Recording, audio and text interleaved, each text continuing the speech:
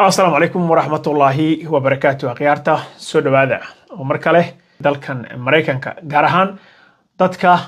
apply gareynayo ama codsanayo green cardka ama dadka sugayay viisaha Department of Homeland Security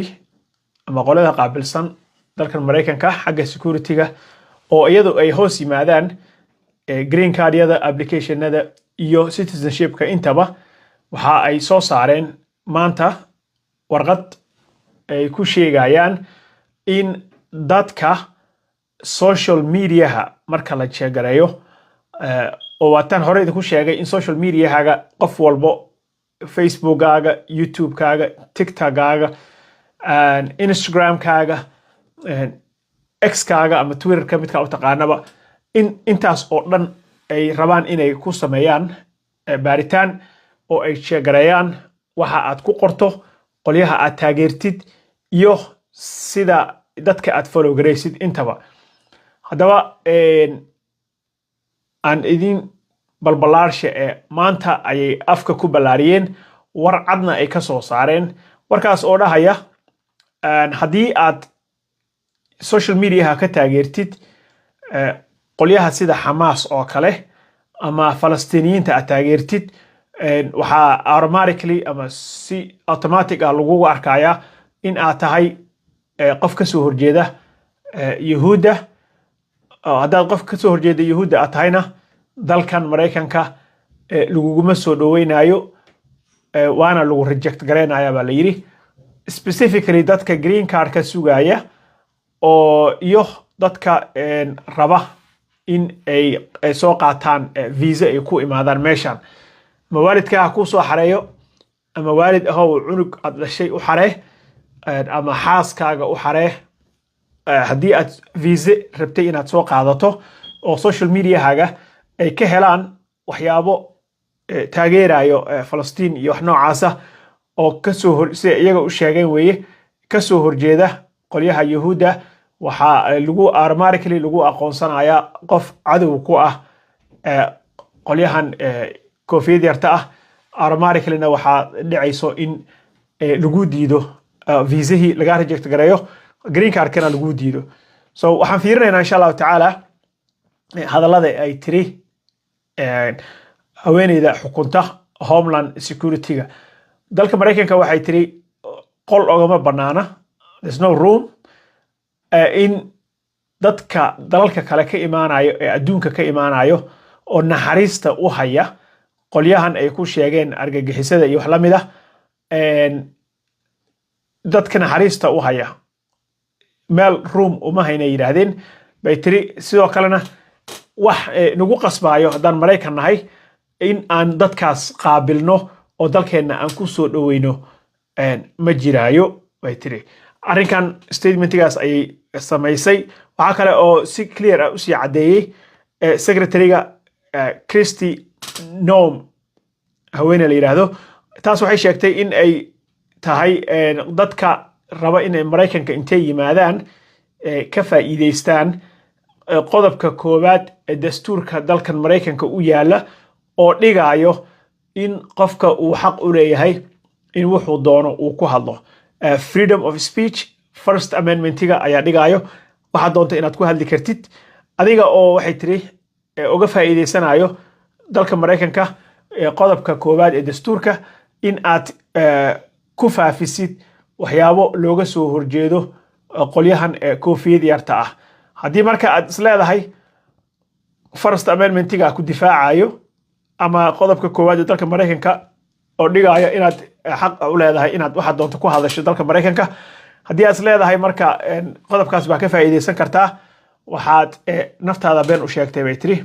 and you're not welcome here halkan ma lagugu soo maaragtay dhaweynayo dalka Mareykanka bay tiri sidoo kale announcement-igan waxaa bixiyay US Citizenship and Immigration Services qolyahan USCIS ta la yiraahdo oo iyada hoos timaada haweeneyda hore oo ay ka mid tahay sub agency waaye waxay hoos timaadaa Department of Homeland Security qolyahan ayaa iyaga naftooda waxa ay sheegeen in ay tahay policygan in ay tahay too vague wax oo la soo koobi karo oo narrowly loo fiirin karo oo qofka uu fahmi karo ma aha tanna waxay keenaysaa bay yiraahdeen in qofka applicationka gacanta ku haya ay fikirkiisa iyo opinionkiisa ay ku sii tiirsanaan doonto in lagu siiyo visa iyo in kale markale ay fiiriyaan social mediahaga waxyaabaha aad taageertid iyo waxyaabaha aad jegraysid markii ay fiiriyaan bay yiraahdeen decisionka waxaa yeelan doona ama go'aanka qofka applicationkaaga gacanta ku hayo ama green cardkaaga ama viisihii inuu ku siiyo marka arrinkan waxay iyaga xoogaa way cabasho ka yara muujiyeen laakiin amarkan waa amar kor ka yimi oo dowladda Trump Tom Homan ragga xukuma aagaas dhankaas bay ka yimaadeen haweeneyda xukunta DHS na waa watan dhaaranaysaba oo hadalkaas ku dhaaranayso so the governmentiga already Mareykanka dowladda Mareykanka already waxaa la yiri way jeegaraysaa way bilaabeen inay jeegareeyaan dadka soo galaya dalkan Mareykanka oo applicationada soo buuxinayo ama qaxooti ahow ama qof visa loo xareenayo ahow ama qof green card raadinayo ahow ama qof ardaynimo hataa isku imaanayo dalkan ahow waxaad ogtihiin in 3 maalin hadda aan soo dhaafnay gudaheeda ugu yaraan 600 oo visa loo diiday ama lagala noqday aan yiraahdo jaamacadaha University of Colorado CSU Colorado State University University of Cincinnati and Columbia University dadkaas oo dhan ardaydaas wax badan oo kale oo ay eersadeen ma jiraan waxaa lagu haystaa in ay Falastiiniyiinta ka taageereen ayaga oo ka soo horjeeda mudaharaadyadina ka qayb qaatay kana soo horjeeda qolyahan koofiyad yarta ah marka dadka sugaayo fikirkooda kula wadaaga adduunka kale fikirkooda kula wadaaga social mediahooda oo Mareykankana ka sugaayo visa inay ka qaataan ama green card ka helaan dadkaas iyaga ah waxaan haddaba reportkan soo baxay maanta uu sheegayaa in qofka la dhinaygaraynayo dalkana waliba laga tarxiilayo waxaa la sheegay marka waxaa la isweydiiyey maxaa lagu cadeyn karaa qofka muxuu iska ilaalin karaa maxaase lagu cadeyn karaa marka xasuuqi sida ay sheegeen loo geystay Yuhuuda definitionkii ama macnihii ay ka bixiyeen waxa loo yaqaano dadka ka soo horjeeday Yuhuuda ama sharciga Yuhuuda ka soo horjeedkiisa oo dalka Mareykanka dambiba ka ah taas ayaa lagu apply gareynayaa so qofka waxa loo fiirinayaa buuga Yuhuuda loo fiirinayaa ay ku qeexatay oo ay maartay definitionka ama qeexida ay ku sameysay waxa qofka loo turjumanayo in uu ka soo horjeedo Yuhuuda iyo in kale intaas so arrinkan isaga ah waa arrin hadda soo kordhay ardaydaas faraha badan oo hadda aan idin sheegay badankood lagala noqday ID-ga waxaan ka rabaa viisaha ay ku dhiganayaan waxbarashada oo student viisaha ahaa ilaa 600 oo arday ee hadda lagala noqday last 3 or 4 daysna shaqo fiican oo fiican waxaan ka wadaa shaqo fara badan bay ka qabteen arday fara badan ay hadda ay kala noqdeen sidoo kale maanta 300 oo visa ay dad ay kala noqdeen baa jirto sidii la qoraayo administration has revoked more than 300 visas so far this year sanadkan gudihiisa already oo 3 bilood 4 bilood jiraba 300 oo qof baa viisihii lagala noqday intana waxay eersadeen in ay dagaalkii Gaza ka socday ay taageereen oo dhanka Falastiiniyiinta ay ka soo jeesadeen waxa kale oo dad green card haysta oo si sharci dalka ku joogay oo uu kamid ahaa ardaygii caan baxay oo waliba xiran ilaa hadeer I think asalkiisa hore inuu reer Falastiin ahaa Maxamuud Khaliil maaldeha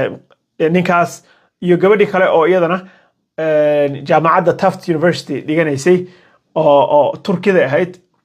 oo PhD ga qaadanayso hadda doctorate-keeda wax yar uga dhinaa dhowr bilood uga dhinaayeen ayaa iyadana labadaba waxay haysteen green card actually gabadha waxay ku joogtay visa student ah waa lagala noqday buuqna waa lagu furay waxa marka wiilkaasna waxaa lagu haystay in uu ka qayb qaatay mudaharaadyadii looga soo horjeeday dagaalka Gaza. Gabadhana waxaa lagu qabsaday in ay wax ka qortay ayada oo visa ku joogta waxyaabo she co-authored book ay wax ka qortay dhaqdhaqaaqa Falastiiniyiinta taageero wax u ah bay wax ka qortay. So waxaa bilaabatay in viisooyinka la isu diido, green cardka la isu diido, applicationada la dhinagareeyo haddii ayada oo all of them kulligoodba laga duulayo dhanka social mediaha. So haddaad nagu xiran tahay hore waa idinku sheegay in ay bilaabayaan social mediaha in ay baari doonaan qofkana ay si ay u ogaadaan qofka qolyaha uu ku xiran yahay, qolyaha uu asxaabta la yahay iyo waxyaabaha uu bombooniyo. waxa aad share garaysid dadka friendska la tahay kulli way fiirinayaan. taasna waxay keeni kartaa in viisahaaga la dhinagareeyo ama green cardkii lagu diido. waxaana badanaa la sheegay in officerka gacanta ku haya, immigration officer baa la dhahaa, in uu kayskaaga go'aanka ugu dambeeyo isaga uu iska leeyahay. So haddii aad ka shaqaynaysid